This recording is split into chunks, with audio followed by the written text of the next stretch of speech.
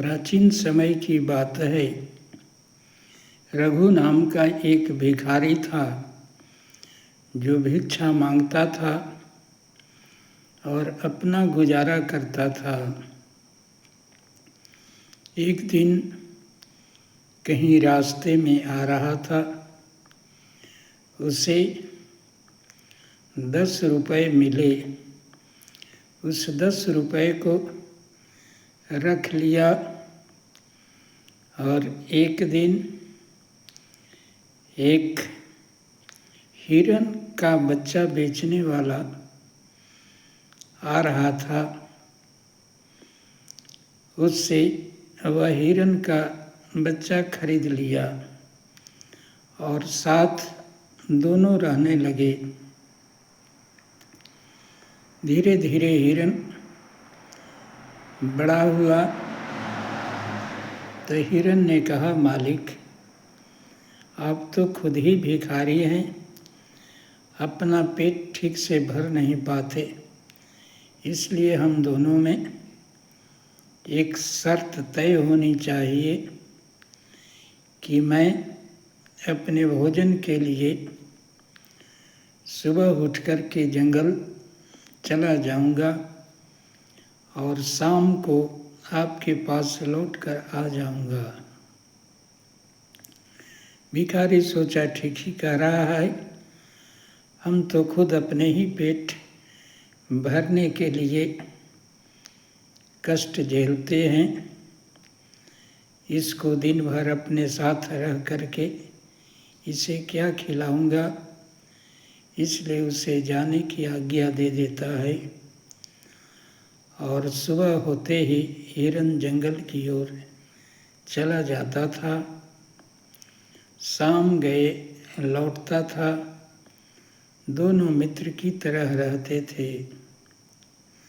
हिरन हमेशा अपने मालिक के लिए सोचते रहता था कि इसकी दशा कैसे बदले।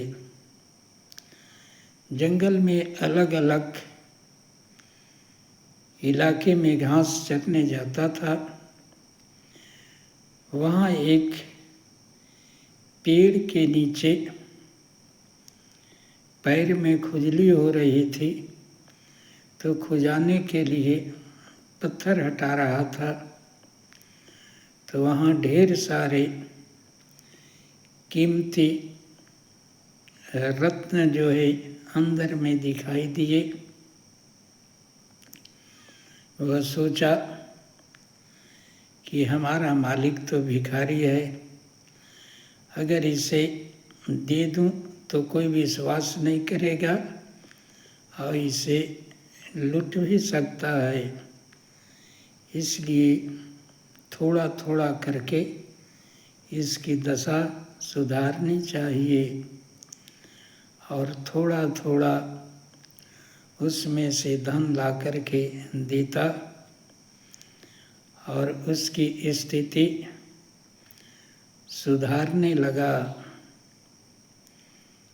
अब खा पी करके भिखारी भिक्षा नहीं मांगता था, बल्कि धीरे धीरे अच्छे पैसे हो गए, जमीन लेकर के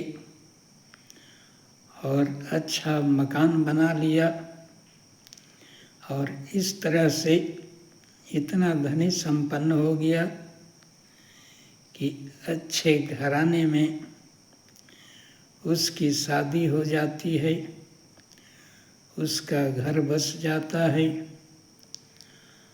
और वह मित्र के साथ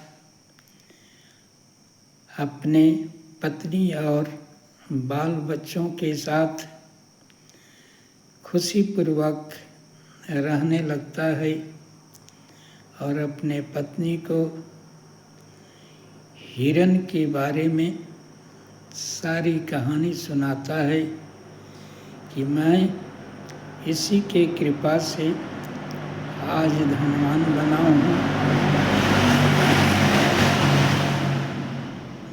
जो भी आज मैं हूँ, यह हिरन रूपी दोस्त के कारण हूँ और उसका एहसान जिंदगी भर मानता रहा।